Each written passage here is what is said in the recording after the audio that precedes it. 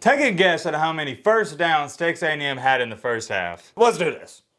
Let's do this. I'll ask you a question before I spaz out. Come here. Do you really want me to go on another Billy Napier rant? What are we doing? I'm setting up the camera and stuff, and now it's on the I can't make this up. I had it on the Florida and freaking Texas A&M game. Why did it get switched over? Is it because the Florida game has been going on? Hold on. We're about to get into, I gotta find this Florida game. What channel did they put it on? Probably ESPNU. This is gonna be an event. Oh wait. Is this it? Please be it. No, that's a Georgia game. Where is this Florida game at, man? I don't care about Georgia and Kentucky right now. I'm trying to talk about Florida. I'm trying to see the end of it because Graham Mertz just fumbled it almost out of the end zone. Although the game's over. And guys, I debated whether or not to even make a reaction video to this game. So I hope some of y'all appreciate this. And maybe we got some Florida and A&M fans out there. But good googly moogly. This was not a good game and not a good show. And that's part of the reason I feel inclined to talk about this because of how embarrassing Florida looks. And I'm going to drive myself insane if I can't find this game. What channel did they throw this on? I don't even have the lights on, man. We are all over the place. I do want to make this a short, simple, and sweet video. But if it turns out to be long, well, you know, sometimes it happens. Right now and see how much I would like to see the remainder of this game. If I could pull it up. Let me go to ESPN and see how much time's left. Yeah, so Florida just scored and I missed it because they don't even have it on TV anymore. It's on ESPN Plus. Are you kidding me? What? I mean, Texas A&M won, but I was kind of wanting to see the end of it just to see what Mertz and them did. How did Florida score? Hold on. We're doing this in live time. So, Graham Mertz, I left off when he fumbled it. Okay, they just ran it in. Well, there's 3 minutes and some change. A&M has the ball. No, there's the 2-minute, technically timeout, not a warning anymore. And I think Florida had 2 or 3 timeouts. I am going to go ahead and just kind of make this video as if Florida lost because there's really not a way they can come back unless Texas A&M just really screws it up. And let me look at the box score real quick. Yeah, let me turn this down and we'll just get into it. Kind of unfortunate I don't get to see the end due to that lightning/rain delay, whatever you want to call it. But anyways, set the camera up correctly so we can do this video properly. First things first, to Texas A&M fans, clap it up. Congratulations on the win. And I don't think anybody expected this to happen. We all thought or we didn't think, but what was the main topic of discussion heading into the game? DJ Lagway and Graham Mertz. Little did we know it was going to be the new quarterback for Texas A&M. That was going to be the headline after the game.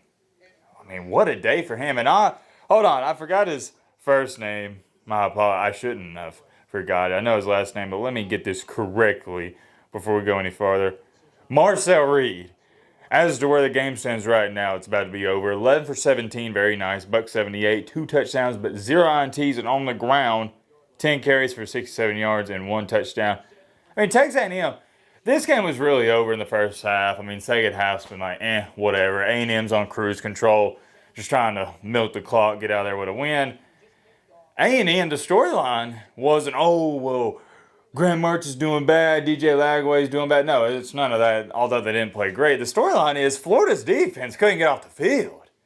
I mean, A&M just milked the clock, got a bunch of big-time third-down conversions, and you look up, Florida had the ball for 18 or 19 plays in the first half?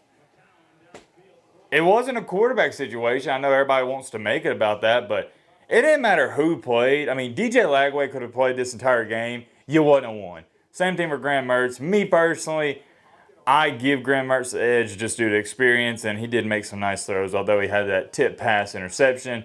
I still think he is your better option moving forward.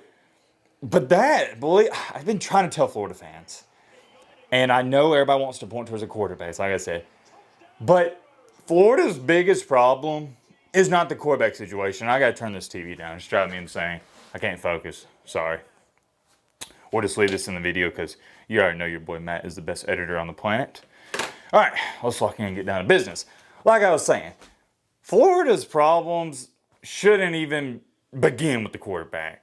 Defense, offensive line, I mean, there's just not a good unit on this team outside. I mean, the wide receivers, they got a bunch of skilled players that are really solid, but they're not a good football team, okay? There's many ways I could say it. I'm trying to be nice about it. They're just not good. They're average at best. It's unfortunate you play in the hardest conference in the nation, and you also got one of the toughest schedules in the entire world. Just thinking about their schedule, it makes me feel bad for Florida fans. Think about this. Texas A&M is a decent / solid ball club, right? That's one of their easiest games this year. And they just lost by whatever it's going to wind up being. It may be like 7 points, but this game was never in doubt, never in jeopardy. And A&M did it with their backup quarterback. I mean, we really didn't even talk about that too much, although I mentioned his name. So impressive. Marcel Reed just had a day. Colin Klein, gotta give a ton of props and credit to him. He was dicing up Florida's defense. And I know he's not going out there making the plays, but he is calling the plays that he called a great game. Mike Elko, we know his defense is going to be ferocious. Dialed up a lot of great blitzes, but we expect that. Mike Elko is a really great football mind just in the game. Billy Napier, do you really want me? Come on. No, let's do this. Let's do this. I'll ask you a question before I spaz out. Come here. Do you really want me to go on another Billy Napier rant? Is that what you want? I know you can't answer me while we're live, and you can't answer until this video is uploaded, but I don't think you do. I'm having a good day. I don't feel like screaming and just going berserk, and there's just no need of it. I've been saying it since year one. He's not the guy. He's not cut out for the SEC. I don't want to repeat myself. I'm sure I'll have to down the road. And my problem, if I was a Florida fan, thank the Lord I'm not. Is that a ladybug? That is a ladybug on my ceiling. How in the world did that get up there? Y'all see a little dot by the light? That is a ladybug. Don't worry, buddy. I'll take care of you when this video's over. Anyways, like I was saying, what was I saying? No, he's talking about Billy Napier. Oh, no. This is what I was saying. I'm thankful I'm not a Florida fan. I wouldn't mind losing to Miami in a close competitive game by a touchdown. Or maybe even 10 points. Same thing here. I wouldn't mind losing to A&M if they just came in, gave their A game, in which they arguably did. They probably gave like their B+ game. They played good, but we played good back, and they beat us on a walk-off field goal. I wouldn't even be upset with that. You know why? Because we competed. My problem with Billy Napier is you're not even competing in these games. You didn't compete against Miami, and you didn't compete against Texas A&M. That's my problem. Like I said, though, I'm not a Florida fan, so... let's do this. I'm trying to help you out, Florida fans. I'm a Bama fan. And it is in my best interest for Billy Napier to remain the head coach at Florida. I think he's doing a great job. I think they should sign him to a 15-year, $1 billion contract. I know I'm joking, but seriously. If anybody should want Billy Napier to remain the head coach of Florida, it should be me. Let me check the score of this game just to make sure nothing crazy happened. Okay, only like, what? How is only a minute went off the clock? Should I pull out the whiteboard? What y'all think? as Arch Manning gets a 67-yard touchdown run. You know what? After second thought, there's one stat I want to show y'all in particular. Okay. Better see that pretty good. Take a guess at how many first downs Texas A&M had in the first half. Let me double check just to be sure.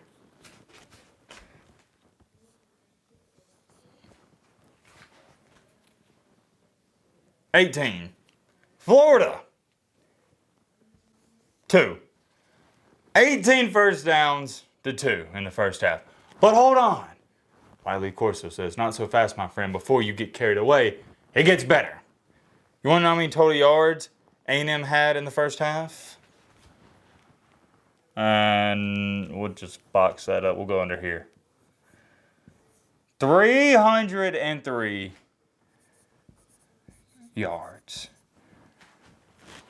In the first half. Hold on. You know how many total yards Florida had? Oh my goodness. 36. 303 total yards to 36. That is the best stat line I can show you, and it's the only one you need to see. Of course, in the second half, Florida, they muster down a couple touchdowns, a couple tutties, whatever you want to call them, but it was all too little, all too late. A&M was on cruise control. There's not too much more to be said. The team that, y'all can't even see me, the team that should have won. A&M was better on offense. They were better on defense. Florida, it's a crap show.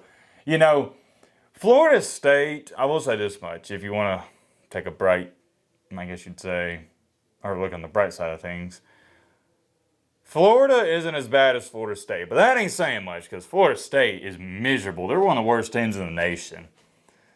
Florida is just I don't think they're bad. I think they're below average. They're like a team that, they're a 5-7, 6-6 ball club, which is below average.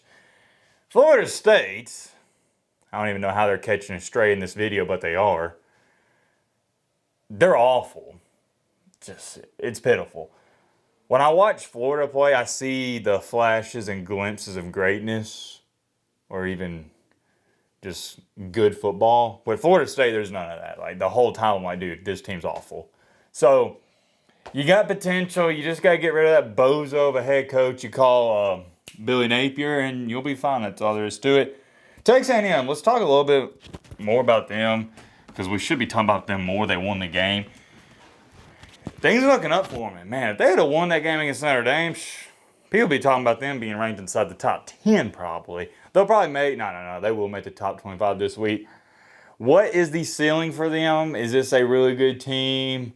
As where it stands right now, I still have a lot of questions. Who's going to be their quarterback moving forward? Because not to say that Wigman's done anything to lose a job, but Marcel Reed, he looked really good. So maybe we got a little quarterback competition going on there. Hey, you never know. Wigman wasn't too great against Notre Dame, but in all fairness, Notre Dame does have a really solid defense. You know, it really is an interesting conversation when I think about this Texas A&M football team. They do have one of the easier schedules in the SEC. Maybe you can win. I think you should be happy with 8 to 9 wins this year. Obviously, you're not going to compete for not even just national championship. You're not going to compete for a playoff spot. That ain't going to happen, so don't even start thinking about all that. But you could maybe get 8 wins. I think A&M's a good team. I think they're good. They're nothing more than a good team, though. That's just all they are, so let's not get carried away. I want to watch the rest of these games. I'll see you later tonight because, come on. You know, it's not the last video we're going to make. Let me know your thoughts down below. But